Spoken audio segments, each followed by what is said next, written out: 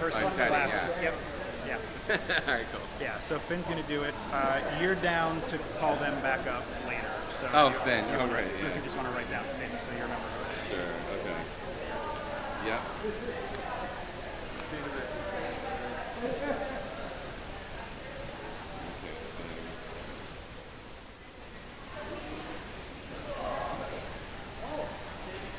Cool.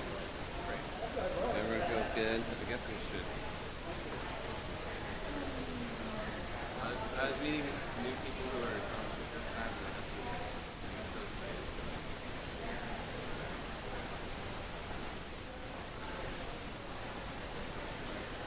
But I let them know that it's not the usual. Summer is not the usual.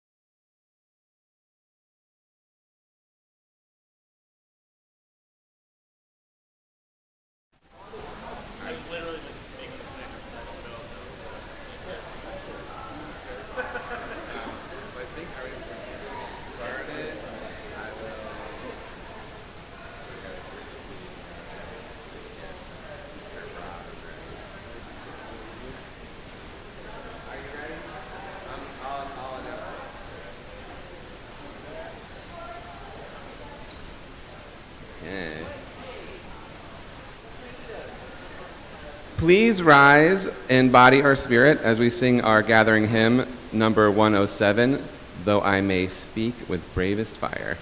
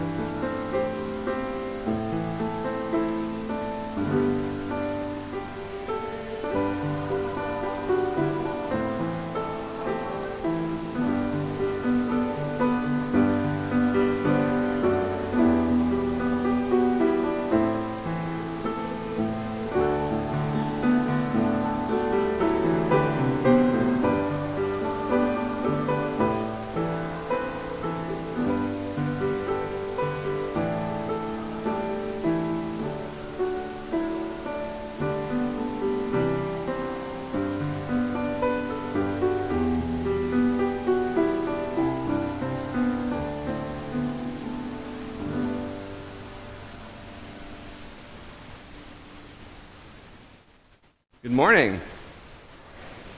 Welcome to the Unitarian Society of Germantown. My name is Rob Seitz, and my pronouns are he and him.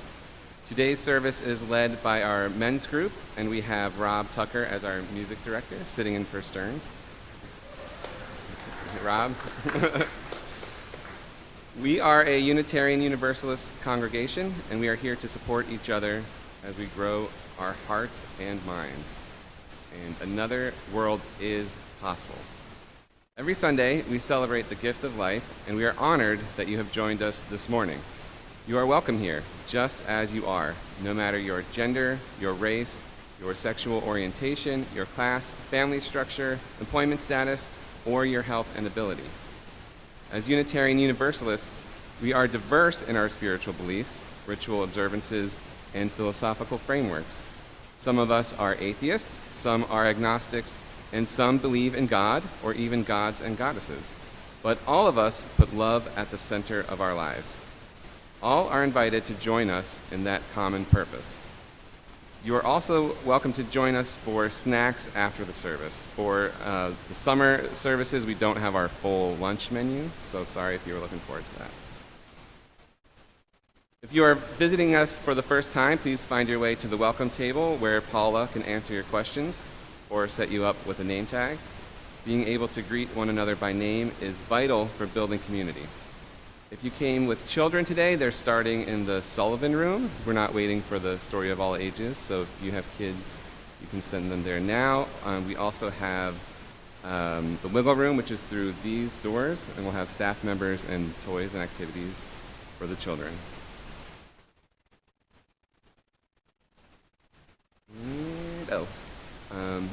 Please know that the main way to find out about this community and what we are doing each and every week is to subscribe to our newsletter, The Communicator.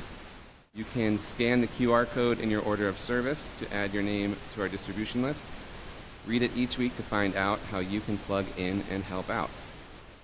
For announcements today, at 12:15 in the DASCAM room, there is the Humanist meeting, and 7 p.m. in the DASCAM room is the men's group meeting.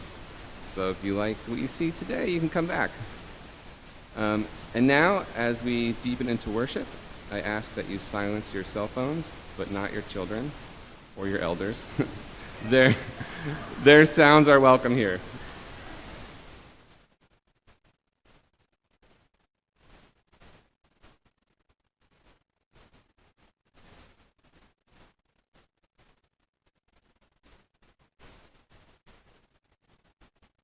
Good morning. My name is Sam Stormont. I use he, him, and I invite you to join us in bringing our gratitude and grief, our questions and our joys to this gathering. On this Father's Day, we recognize the vast spectrum of experience and the often complicated feelings that surround such a celebration. We honor those fathers and father figures in our lives who have loved, supported, encouraged, and instructed us, and we seek to share these gifts with others. We mourn with those who mourn the loss of a father, and fathers who mourn the loss of a child, whether separated by death or estrangement. We support those for whom this day brings pain and sorrow, who suffered abandonment, neglect, or abuse. We support and celebrate the fathers in our midst who give of themselves to their children, recognizing all the strength and wisdom and stamina and love and time and honest introspection that fatherhood requires. We support those men who choose not to have children, yet who are present in loving and supportive ways to children, youth, and adults alike. And we seek to honor wherever we find ourselves today across this vast spectrum of experience and to feel the compassion that embraces us within this silence. Let us enter into this time of worship with grateful hearts, compassionate spirits, and open minds.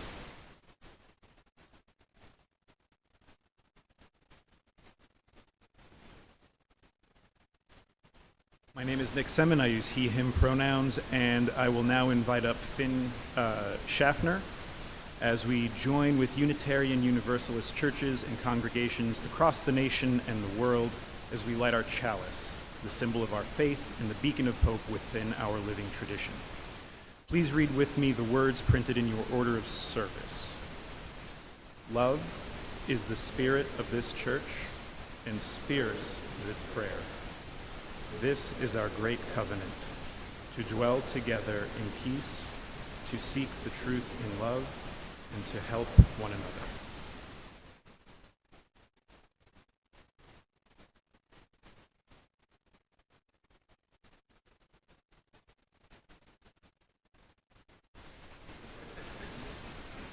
Since everyone's doing this one.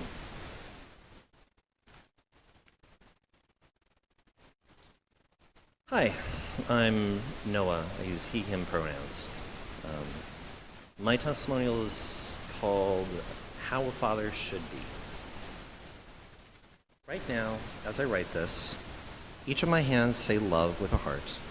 My arms, my legs, my feet, even my neck are labeled too. Except those just say arm, leg, foot, neck, with little arrows pointing at each one. My oldest doesn't just cover me in love. My oldest didn't just cover me in love. I am a fully annotated dad.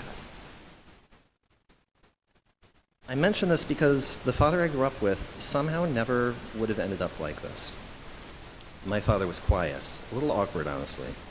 At dinner, my mother used to work hard to drive conversations because if she didn't, my dad would be somewhere else in his head, still stuck on whatever he'd been building at work that day. He was a part of the wave of computer scientists in the 90s optimizing C++ compilers to work on supercomputers.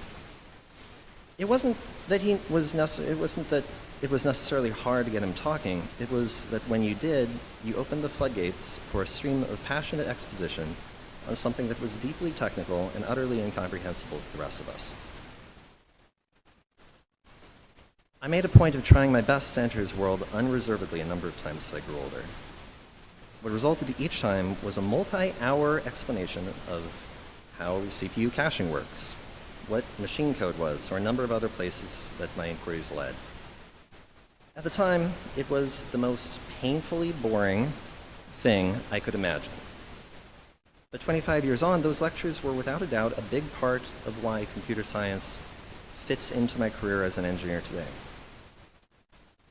He was actually the one we ran to for comfort, though infrequently.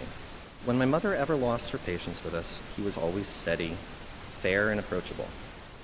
At the same time, I always felt guilty going to him for anything because it always felt like he carried something heavier than I could ever comprehend. He worked so hard, frequently at his desk through the night as we slept, to make our lives possible and safe, that it felt wrong ever giving him one more thing to worry about. One time, for a reason I don't remember, that could have torn our world apart, our kids, as us kids. My mother actually stormed out of the house, got in the car, and yelled that she was never coming back. And my dad let her go without an argument, never raising his voice once, never once seeming shaken. After she left, I remembered that he turned unfazed and unprompted to us kids and calmly explained, "She's not really leaving. She just needs some space. She'll come back when she feels better." We believed him, the panic never took hold of us, and he was right. That's the father I got, quiet and distant, but a warm and steady anchor. When I had my own kids, I decided I wanted to be both the steady anchor, while also being more emotionally available and involved in my kids' lives than my father had ever been. I routinely fall short of my expectations in more ways than one. I have anxieties that sometimes show on the surface. I sometimes lose my patience when power struggles seem like they're making everything harder. And most days, I feel like I'm missing more than I'm catching. At the end of the day, though, I have the word love with a heart written on each of my hands, and my arms, legs, feet, and neck have been labeled. That moment was meaningful to me, even if Kylan has no idea. There were a few moments in my childhood that have stuck with me for over 30 years that have taught me how a father should be. The moment when my father told us calmly that our mother was coming home, the one night when I woke up randomly dazed and wandered out of my room to find him with his desk lamp on, quietly working away at something. A few weekends ago, I took both my kids to Pretzel Park. I kept Naida, my littlest, close, and I gave Kylan a longer leash. I trust him with that leash because I see in him exactly the kid I was at his age. I was a good climber with a clear sense of my own limits, and I watch him move with that same caution and ability. I trust him because I've seen him earn that trust the way that I did. I caught 1 second of it on camera. Naida looking at the merry-go-round and Kylan coming down the slide behind her. Both of them overbounding with joy and belonging. I can't tell you whether that moment mattered to them. These days, his father seemed to proceed according to a rule of universal chaos. Somewhere in there, though, there will be moments that my kids will carry with them for the next 30 years. And when those moments come, as my father did, I just hope that I show them how a father should be. Thank you.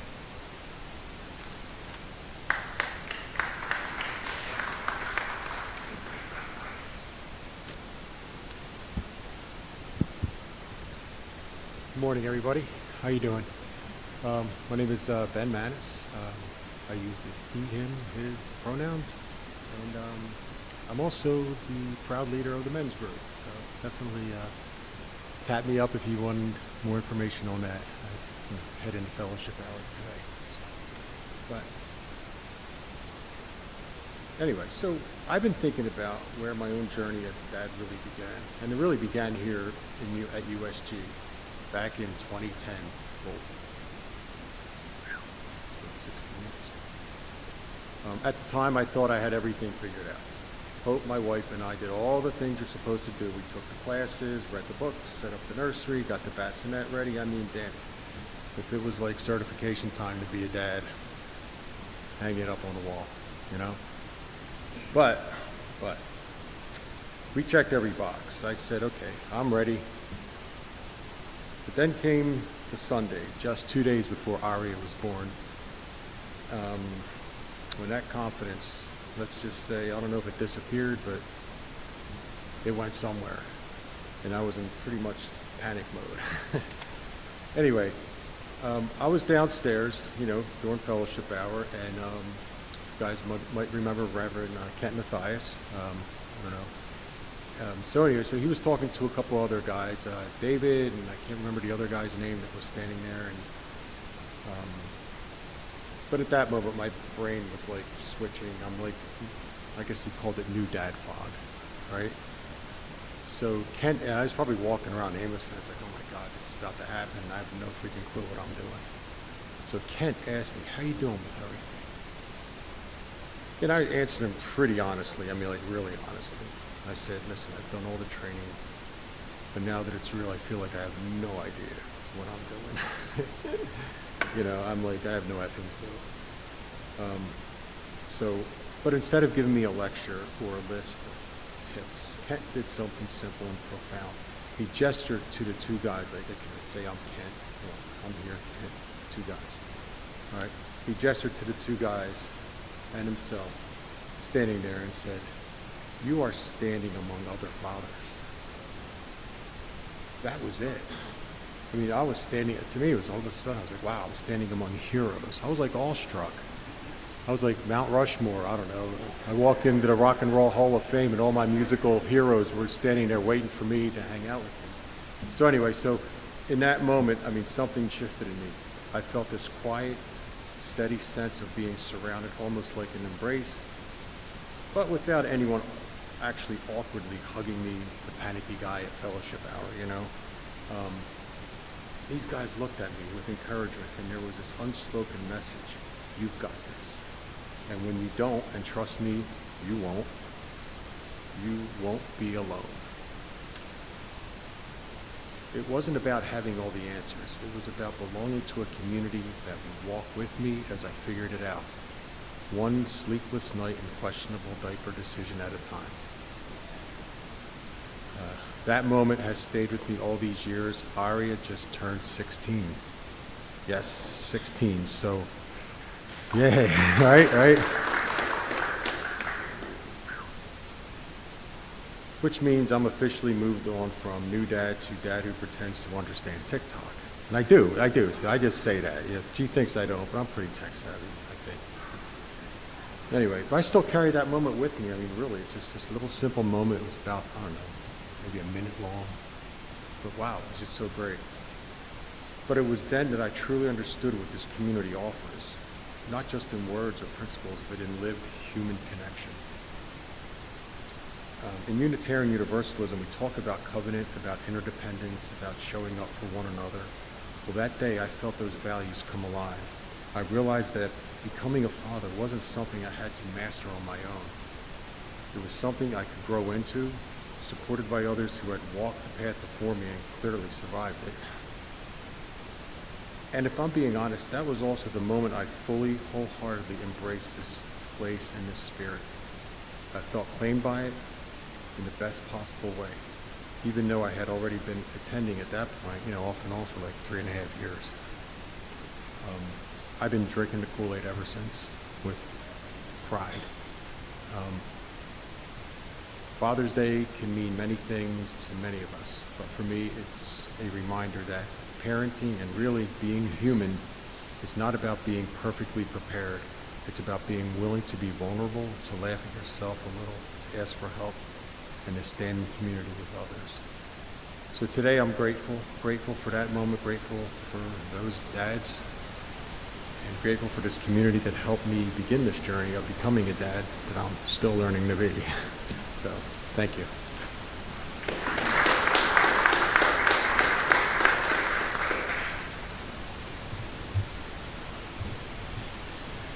This week, we share our plate with the Yes and Collaborative Arts. Yes and Collaborative Arts, that's me trying to vocalize an ellipsis, is a youth-centered organization dedicated to amplifying voices, nurturing agency, and creating community through performing arts experiences. Founded 29 years ago, YACA is located in Germantown and serves youth throughout the city. This nomination was made by Lindsay Augustus. Please give generously, as we have found that the more we give away, the more that comes our way. Directions for giving via text can be found in your order of service. Cash and checks can be dropped in the plates as ushers pass by. The offering will now be gratefully received. Hello, everyone. My name is Rob Tucker. I thought I'd mention this really quickly. My pronouns are he, him. This song is not listed in your program because it was a late edition. But it's called The Mason. It's written by a man named Craig Carnelia from a musical called Working. And while I was thinking and Stearns were thinking about fathers, this song popped up. And while it's about masonry and a mason, literally, you can substitute it for any sort of profession our fathers have sort of taken on to help provide. But also I encourage us to sort of think of these lyrics more metaphorically and about the bricks and the foundations a father lays both emotionally and philosophically, and the lessons taught that get passed down from generation to generation that stay with us long after they're gone in the physical realm. So, hence the music.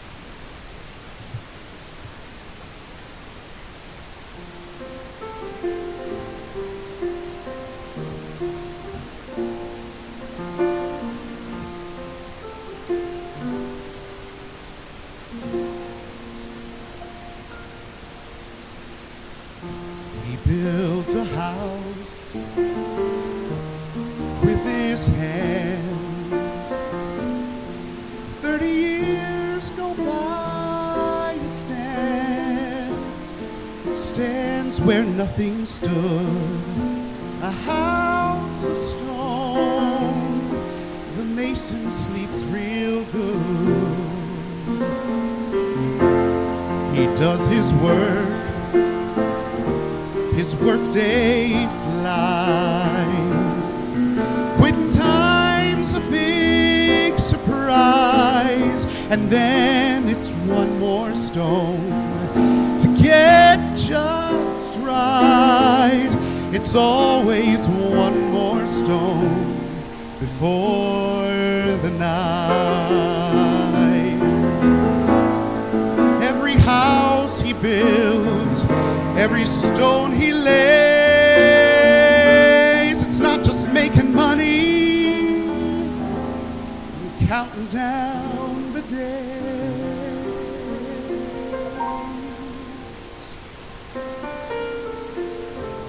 He built a house with his hands.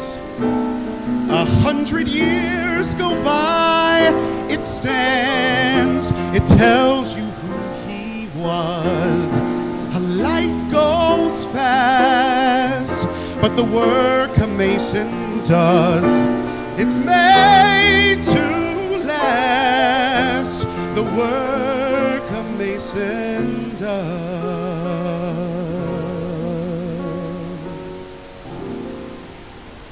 It's made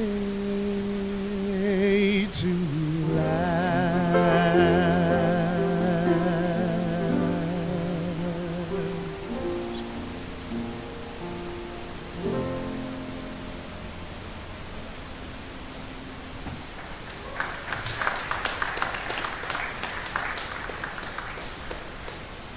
Thanks, Rob.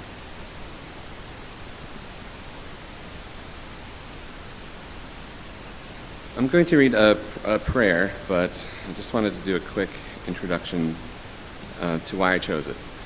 So after the Mother's Day service, and as we were planning for the Father's Day service, found myself having conversations with friends and family about what do these terms mean? What do they mean for those of us who don't fit neatly into man or woman or mother or father? What do they mean to those of us who don't have the experience of raising or having raised children?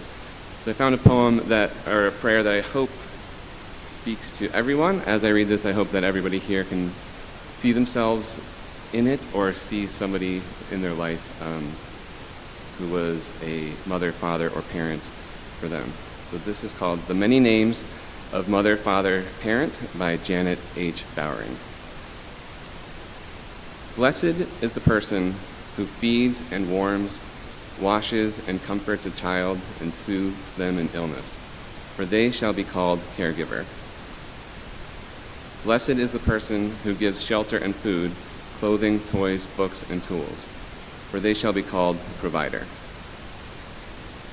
Blessed is the person who opens doors in the child's experience, who explains the puzzling and wonders at the mysterious, for they shall be called teacher. Blessed is the person who shields a child from that which will wither or warp, who protects a child from abuse and exploitation, who guards against bullying and scorn, for they shall be called defender. Blessed is the person who takes the time to listen, who is there for a child in the darkness, who is aware of the fears, who speaks the words of encouragement in moments of despair, for they shall be called sustainer. Blessed is the person who guides a child in the search for beauty, who encourages them at what is daunting, who steadies them as they explore new experiences, who fires their aspirations and their dreams, for they shall be called inspirer. Blessed are all these persons who help bring an infant along the many paths to maturity, for in them is the future well-being of humanity.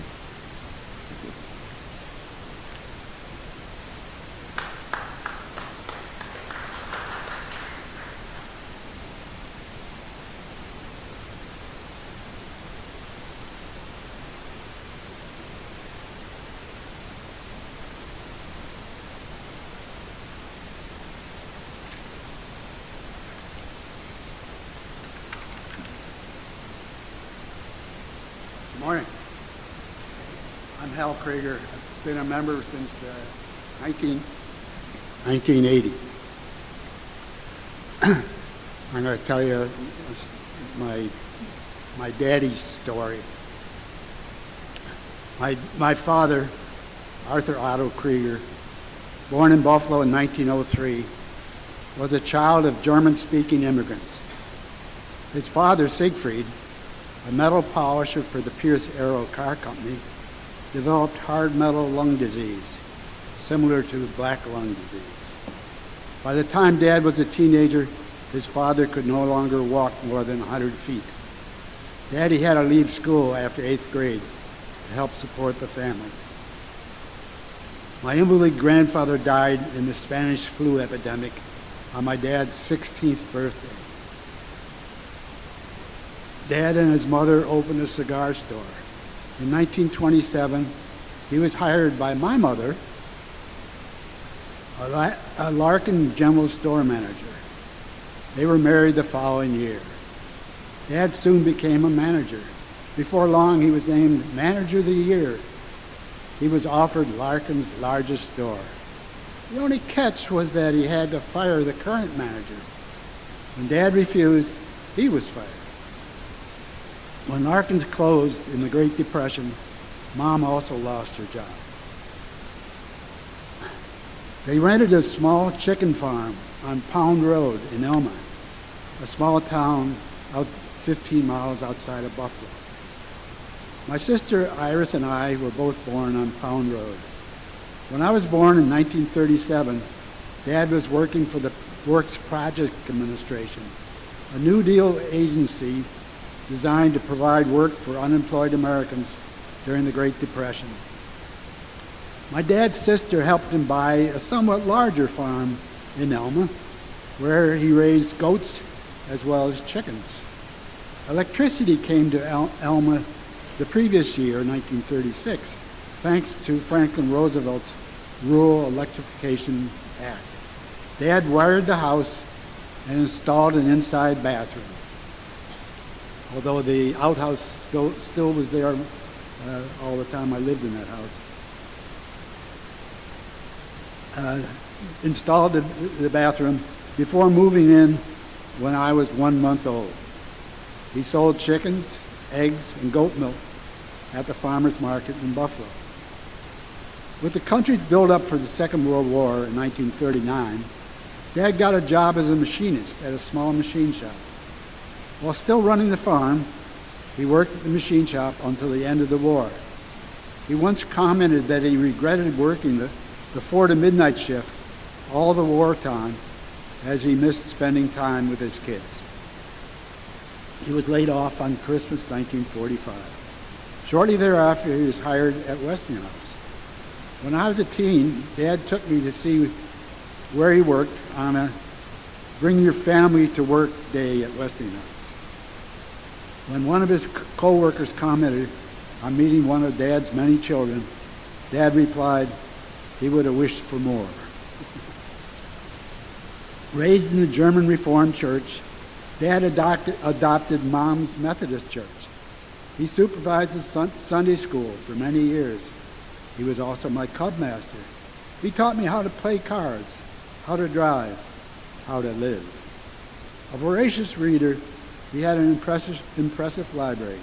He remained a book lover throughout his life. He was among the smartest men that I've ever known. A smoker from the time he was 10 years old, Daddy had a heart attack at Westinghouse when he was only 46. He could not wait to get out of the hospital oxygen tent to light up another Lucky Strike cigarette.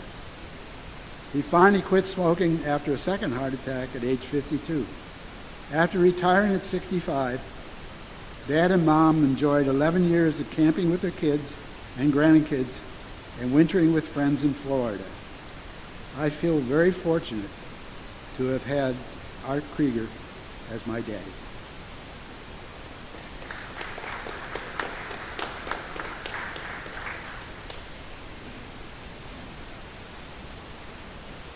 Please rise in body or spirit as we sing hymn number 1012, When I Am Frightened.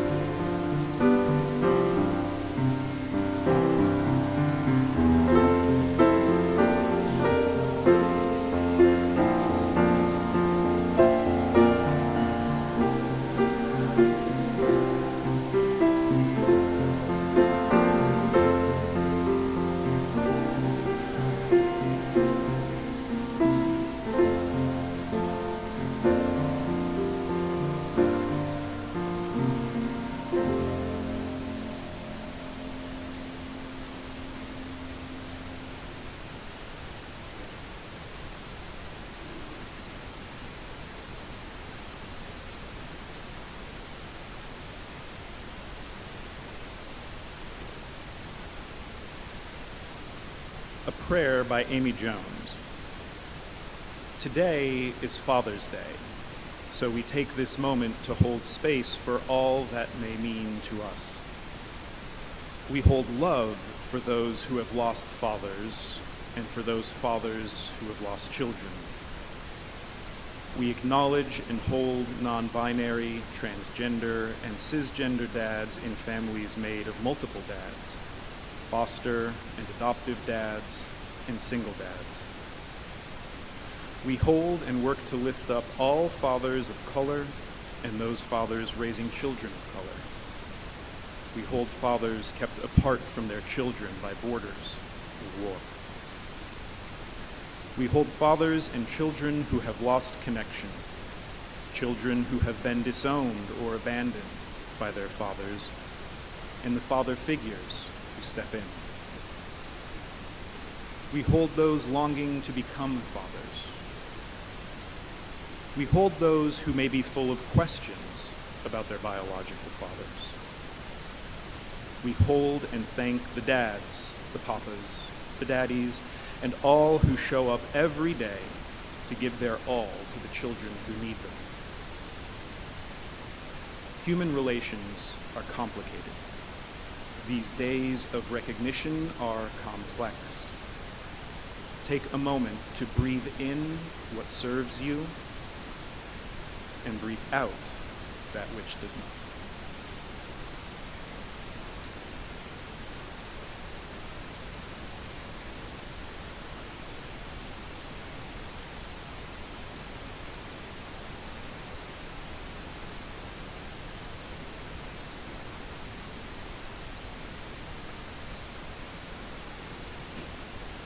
Hello, everybody. Good morning.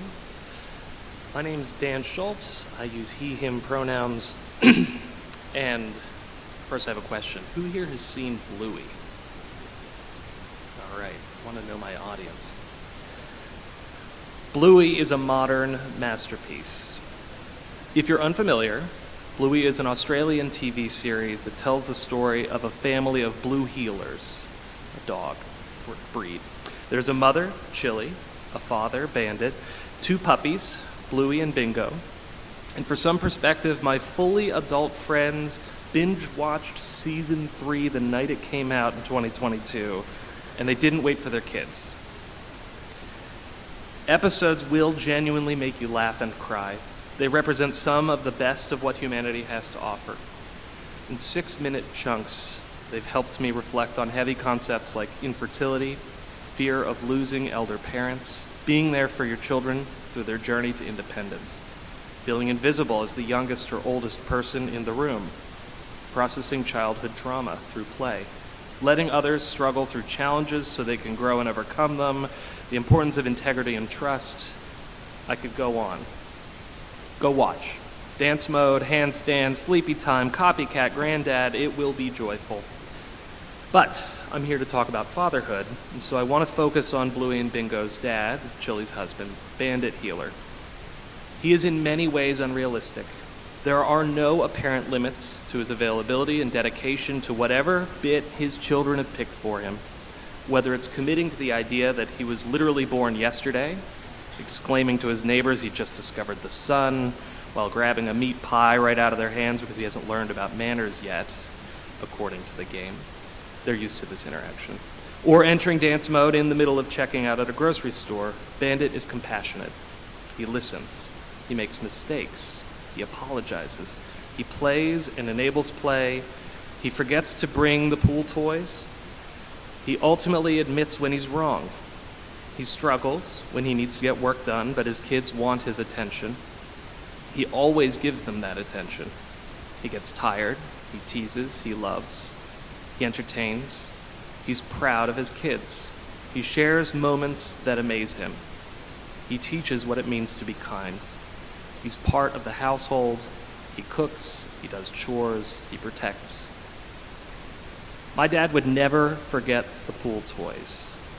He's a musician, and he was a professional musician before he retired. If you've ever seen the Nutcracker at the Philadelphia Ballet, you heard him playing the flute. He did it for 40 years, over 1,000 times. I don't think he wants to listen to it again. But he, as a musician, I got to spend a lot of quality time with him over the summers because it's essentially a seasonal job. The summer doesn't have as many performances that go on. Camp Dad was my summer camp for the most part, and he and my brother and I would go fly fishing. We'd go to the pool and play games of being caught by a spider as we struggle to flee. We would have pillow fights. He would do his share of the chores. He cooked. Growing up, I didn't see a dichotomy of gender roles in my household, and I learned that fathers can love, and fathers can hug, and fathers can cry. I remember when his brother was killed, it was the first time I saw him cry, and I didn't understand. I was only 6 or 7. But I learned about grief through him and through that experience. It makes sense that I see Bandit as the ideal father because in a lot of ways he reminds me of my dad, and I hope he reminds my kids of theirs. Thank you.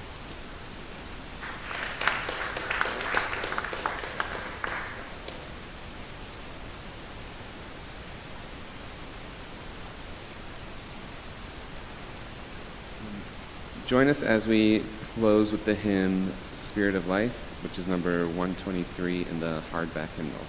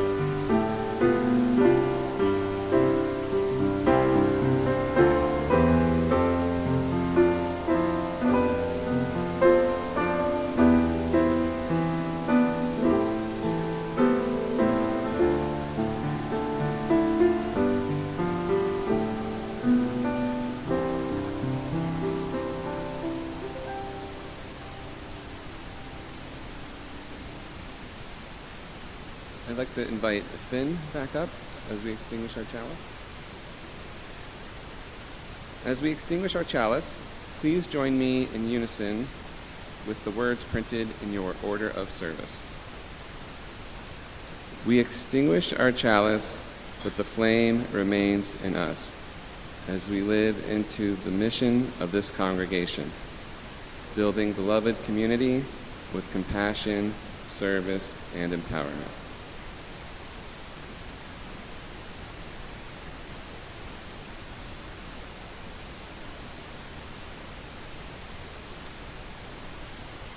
The benediction today is a song written by Bob Dylan for his eldest son, Jacob.